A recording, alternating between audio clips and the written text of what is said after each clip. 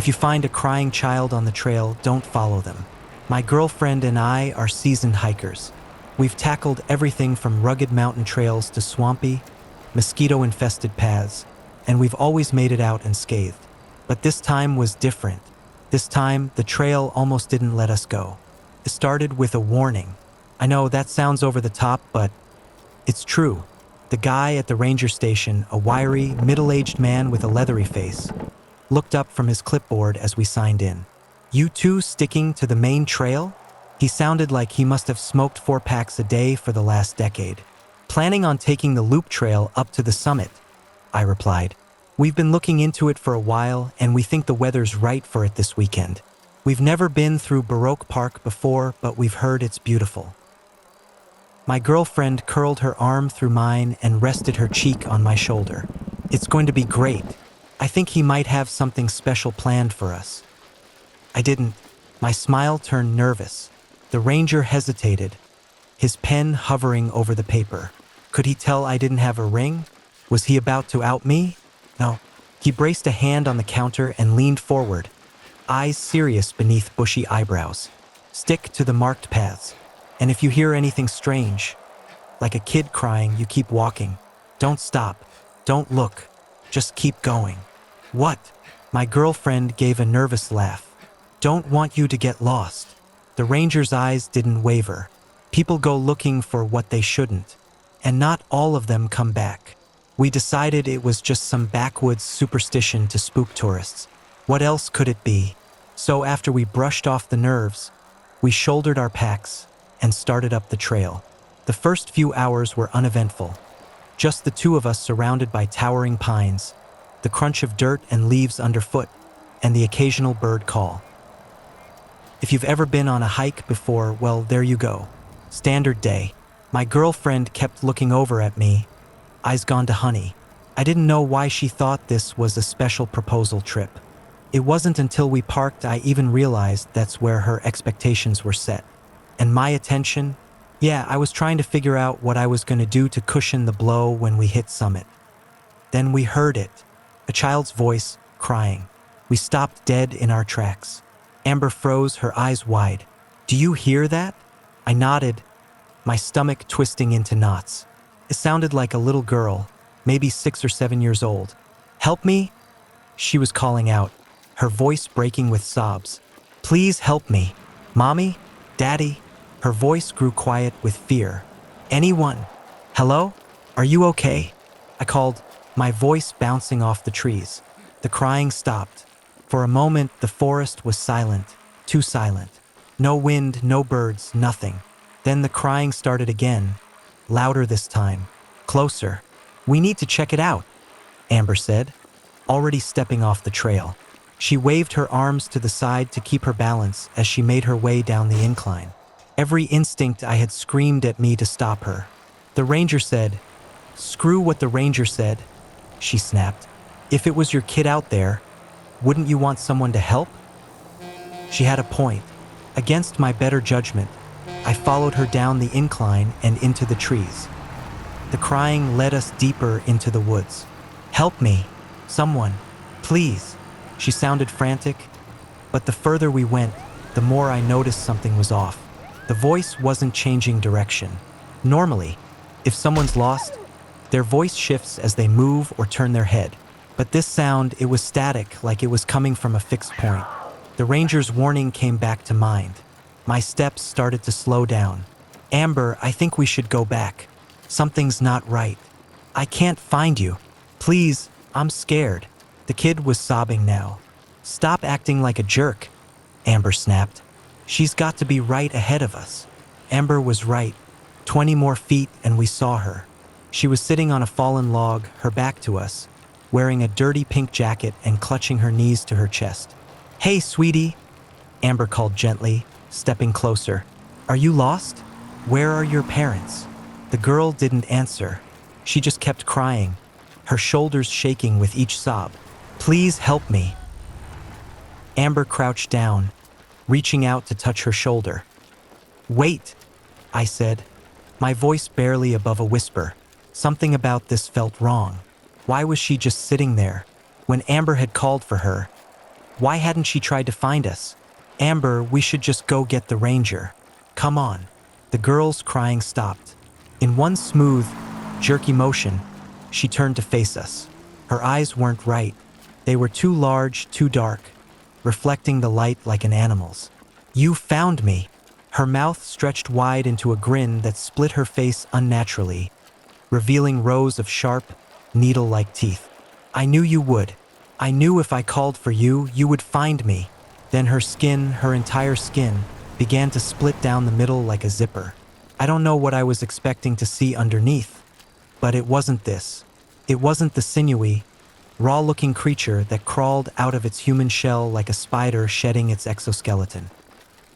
Amber screamed, stumbling backward. I grabbed her arm, yanking her to her feet, shouting, "Run!" so loudly it made my throat sting. We bolted, crashing through the underbrush, branches whipping at our faces. Behind us, I heard the creature give a low, guttural growl, followed by the unmistakable sound of something running fast. It was chasing us. We hit the incline, then the trail, and didn't stop running until we burst back into the ranger station, gasping for air. The ranger looked up from his desk, his face grim. You heard it, didn't you? We nodded, too shaken to speak. He sighed, getting up and locking the door. You're lucky you ran. Most people don't. We didn't ask what he meant. We didn't want to know. We've hiked dozens of trails since that day, but we've never gone back to that forest. And if we ever hear crying in the woods again, we'll keep walking.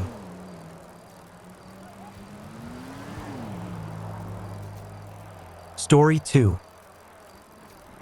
I caught something on my trail cam, just trying to pretend it's a cat. I set up the trail cams after something got into my chicken coop. It wasn't a fox or a coyote, they leave messes. Bloody ones. Let me tell you, I've cleaned up more than a few of those over the years. This one, it was precise. The wire was clipped, the latch was open, and 4 of my best layers were gone without a trace.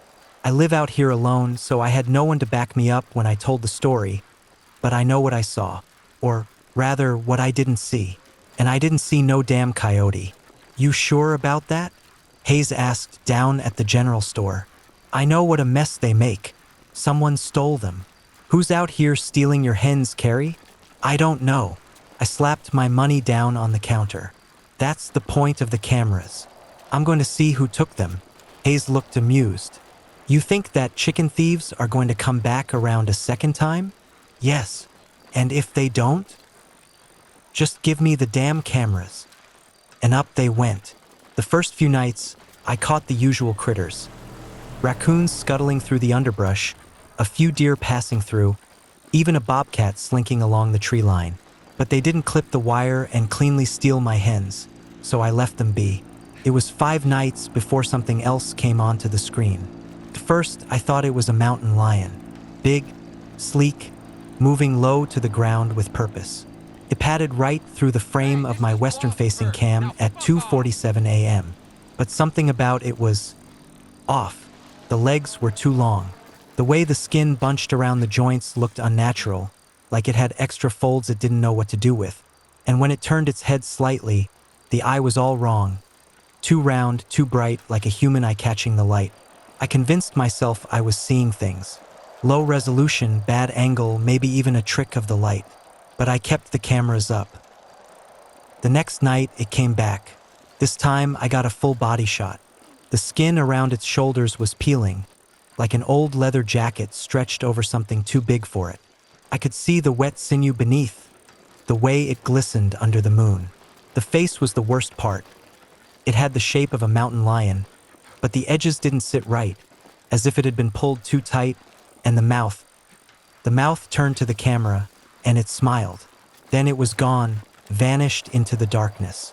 I had no proof for it, but I knew in my heart whatever I just caught on film was the culprit. That creature, it was the one that took my hens. Just my luck that it wasn't the local kids bored and looking for something to do. Just my luck it had to be. Whatever that was, I didn't sleep that night. I kept the shotgun by my bed, every light in the house on. My closest neighbor is 6 miles out, and I wasn't about to call the sheriff over a mountain lion with a weird face. But I didn't shut my eyes once. It was just wrong feeling to do that. You're letting it get to you, Carrie, I exhaled. Acting just as bad as when you were drinking. Got yourself jumping at shadows. Nope, there was no chance I was tricking myself into relaxing. My eyes were still open when the dawn came. The night after that, the camera by my coop caught it standing on two legs.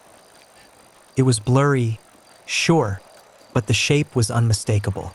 It had the hind legs of a big cat, but its torso was wrong, too long, too thin.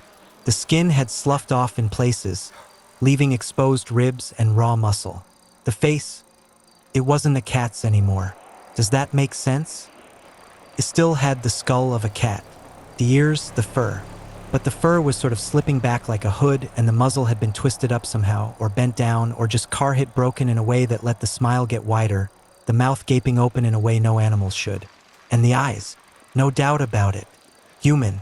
It looked at the camera again, and then I watched as it took its hands and snapped the chicken wire with its bare hands. I ran out at dawn, yanked down every camera, and dumped them in the shed. I figured if I ignored it, it would go away. Childish? Sure. But what else could I do? Go out there and face it? Just the thought had me shaking in my boots. So I told myself I was seeing things, that I had been awake too long, looking for something that wasn't there. This morning, I found the last remaining trail cam sitting on my front porch. I know I didn't put it there. I hadn't even looked at the footage yet. My hands shook as I clicked through the files. The final image was taken at 3:12 a.m. The creature was no longer walking through the woods. It was standing right in front of the camera, too close, its torn skin hanging in strips. Its mouth was open wide, its lips peeled back, revealing rows of jagged, uneven teeth. And its eyes, they were staring right into the lens, into me. Then, in the last frame, it screamed. I don't remember throwing the camera. I don't remember running back inside. But I remember the sound. It wasn't caught on video, but I heard it. A high, keening wail, like metal tearing, like something forcing its way through flesh that was never meant to hold it. I haven't left the house since. I don't know what it wants, but I know one thing. It's watching me now, and hands that can snap wire can easily figure out how to open a flimsy wooden door.